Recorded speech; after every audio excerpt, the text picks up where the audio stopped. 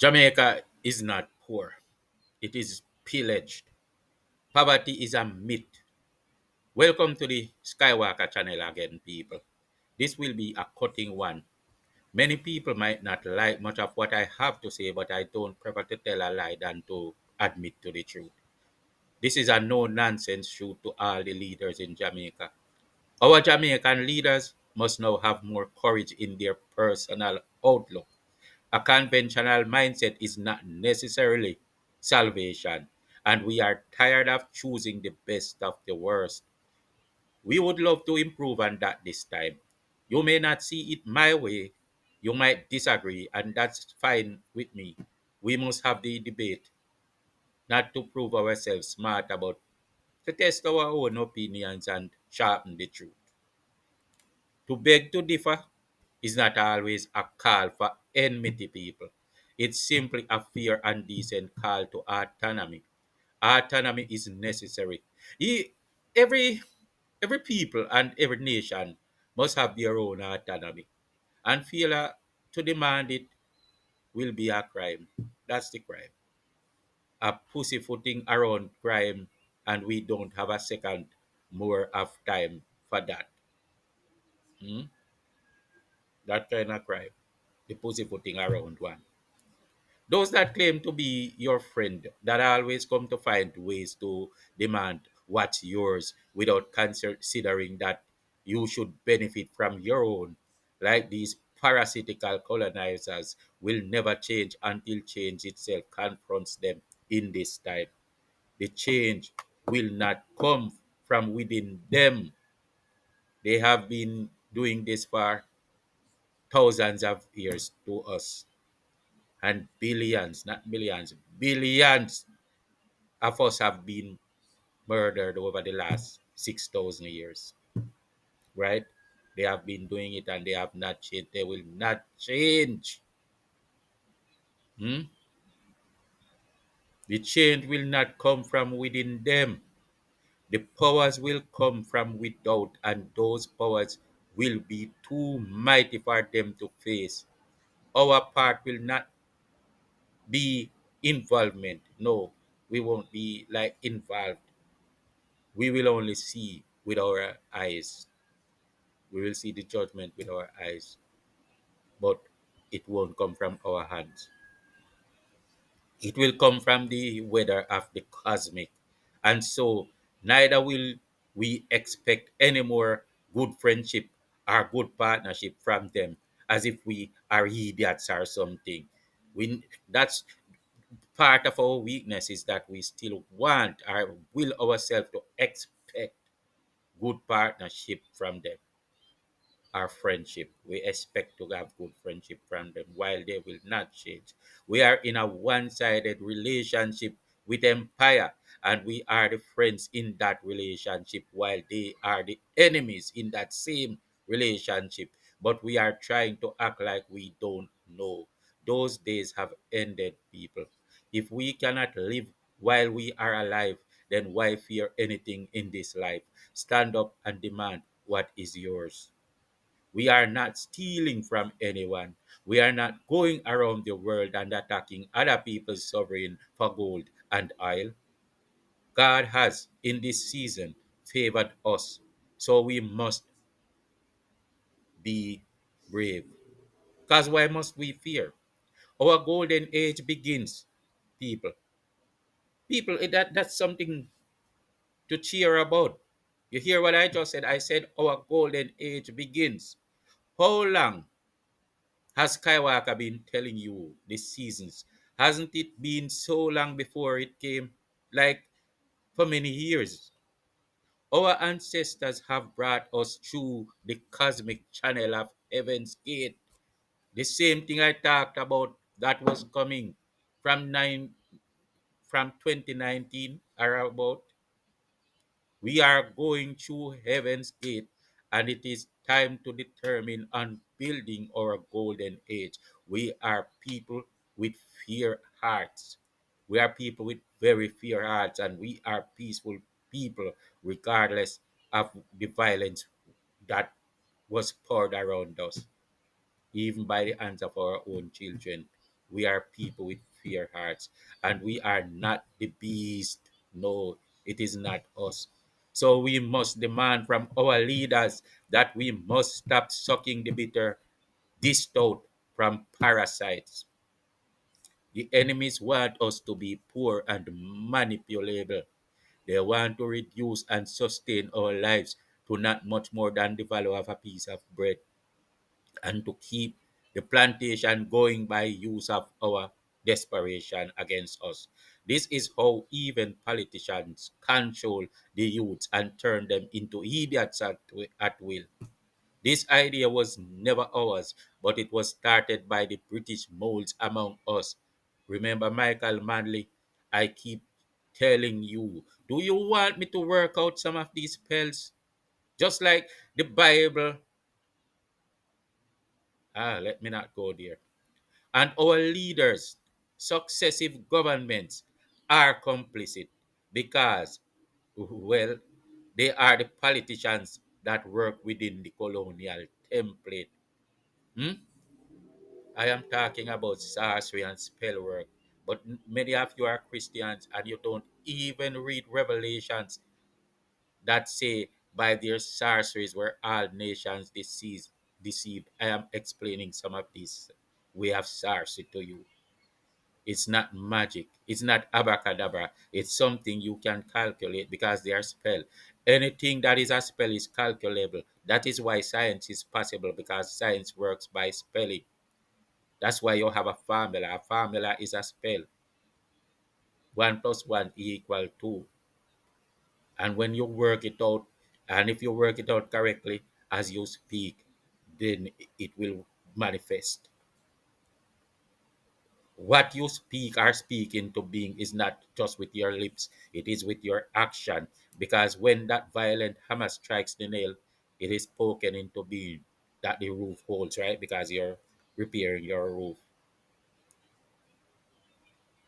Our leaders, successive governments are complicit, I said, because they are working within that template. They are they all want the easy way. They are locked inside of colonial boxes. A statement from Britain, another from the IMF, a puppeteering, self-demeaning constitution, and others telling the slaves how to behave like their masters. Woe unto the people when the slave becomes the master. But now we demand change because the ancestors gave the orders to go. People, you are free. We are free now. Go. You are free. It is like the cage door opens, but the bird had been in the nest since it was an egg. And so now that the gate is open, the bird is still there, right? You open the gate in the morning and the bird is still inside in the evening, not knowing that now it's free. Huh? Mm. Now we must demand change, people, because the ancestors gave the orders to go. The ancestors gave the orders to go. This is our divine season for change. It is a time for movement. With the coming of the season, a new age has also come. And since we have waited for too long, the ancestors will not tolerate fear or delay anymore. This is why I can come on YouTube to tell you you are free to go, and there's nothing that no power on this earth can do.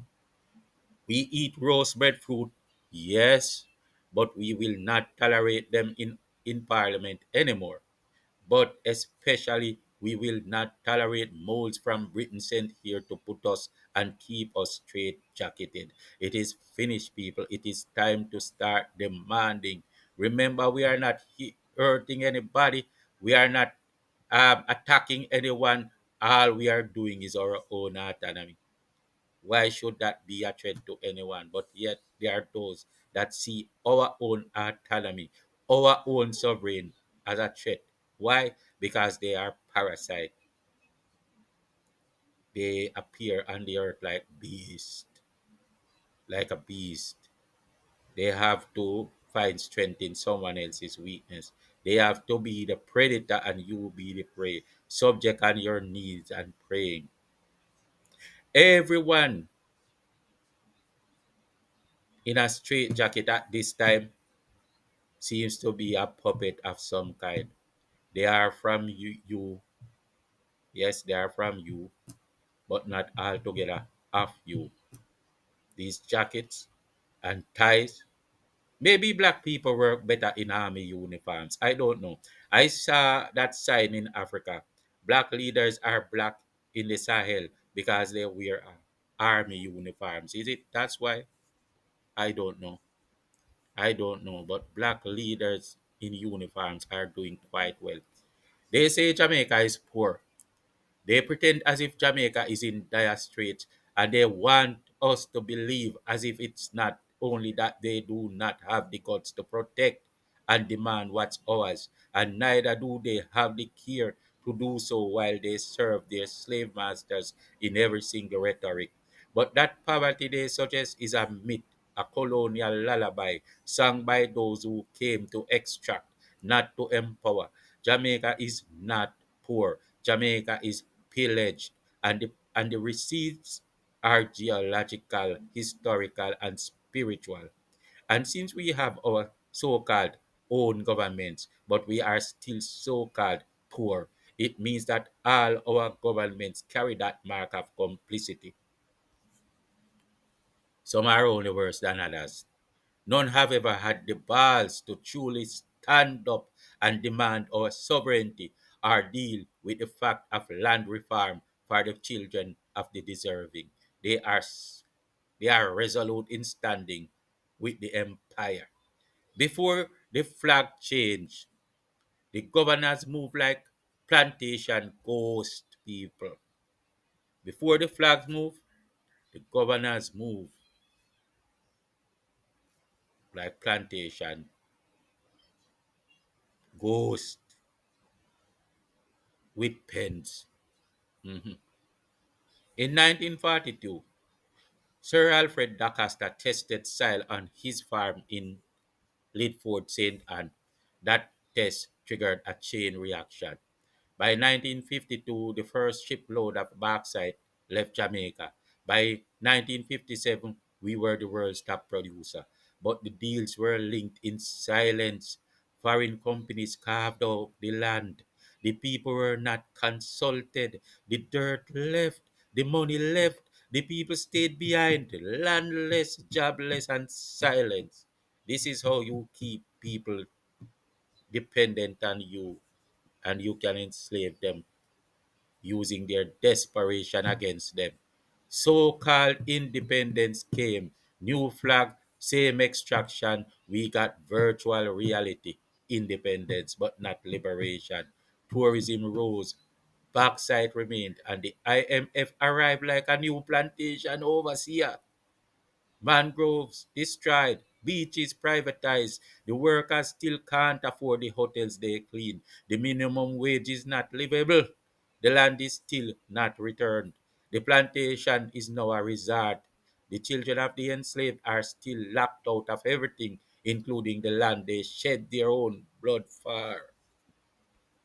We got a sorry ass soon come syndrome instead of real reparations, inherited delay as excuse for governance.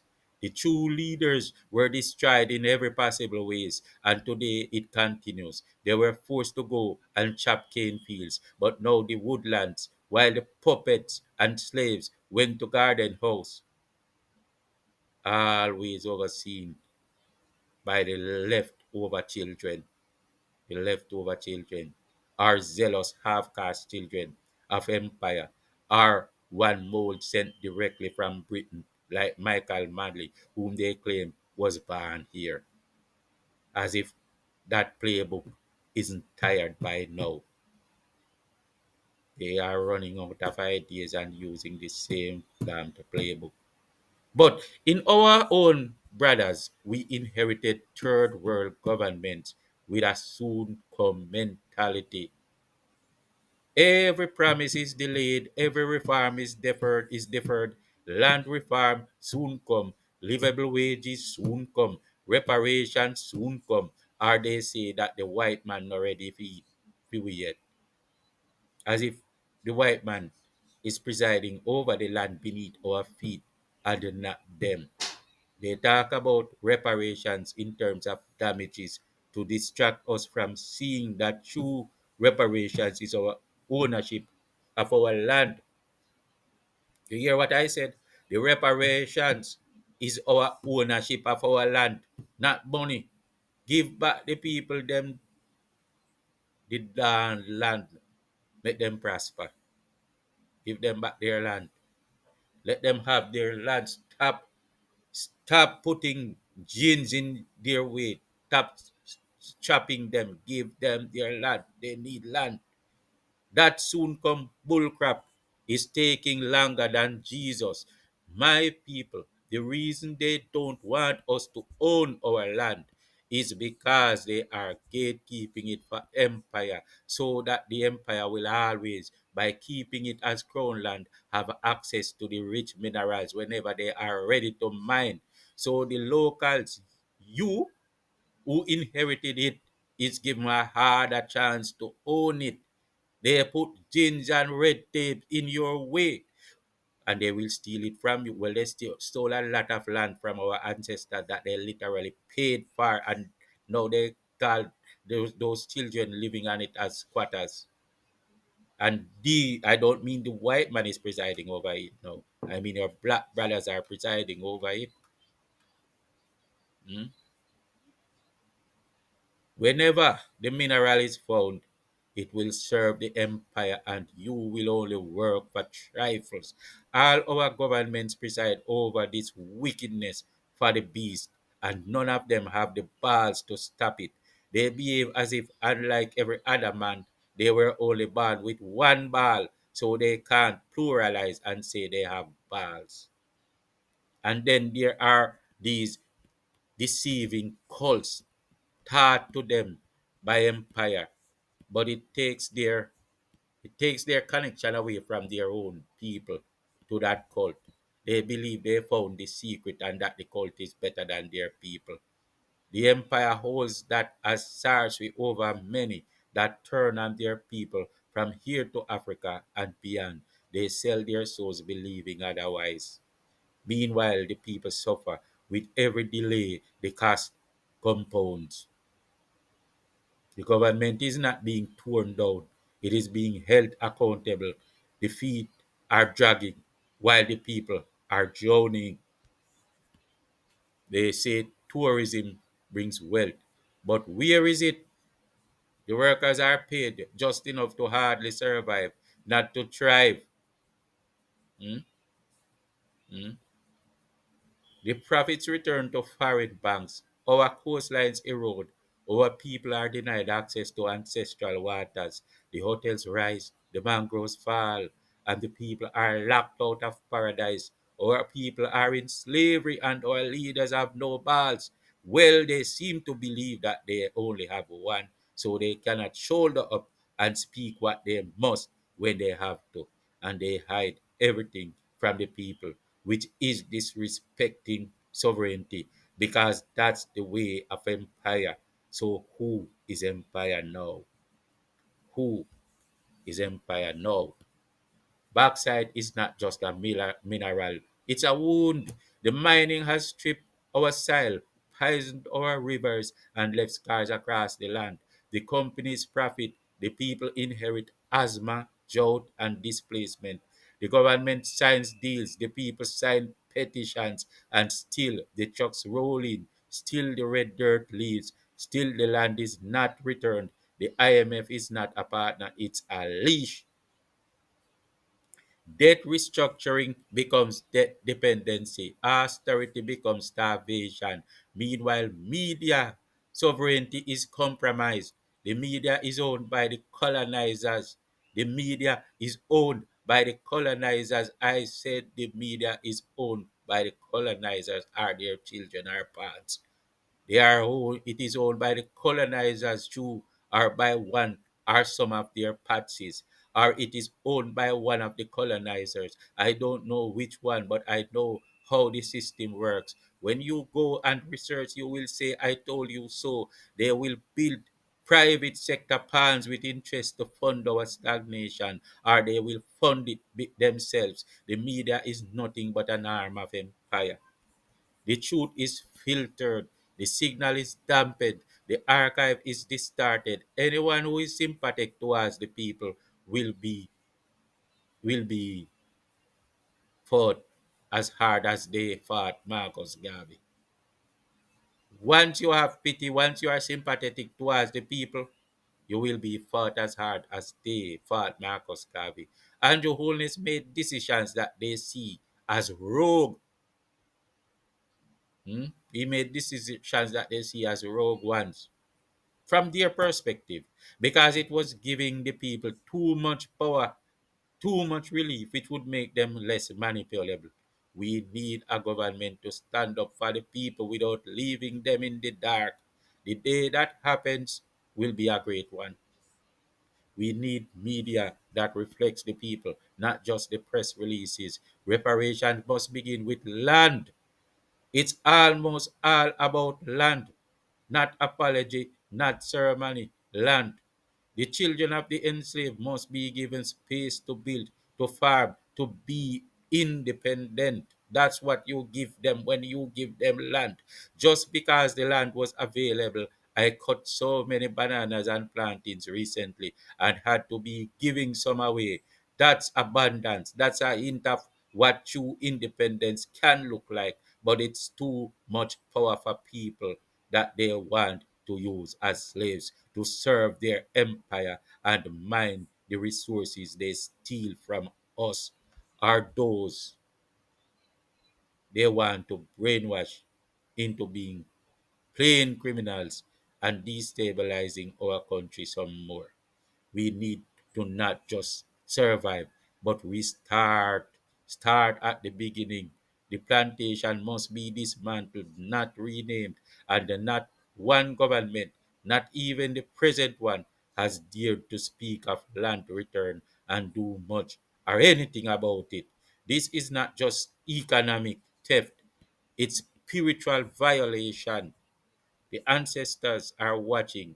The energies are shifting. If this continues, the reckoning will not be symbolic. It will be geological, political, and cosmic. The land remembers, the soil speaks, and the silence of leadership is deafening. Jamaica is not poor, it is pillaged. And the myth of poverty must be shattered because the truth is not just overdue, it is rising. This commentary is not content, it is correction. This commentary is not opinion, it is archive. This was your SkyWalker No Nonsense Bulletin. Thanks for watching.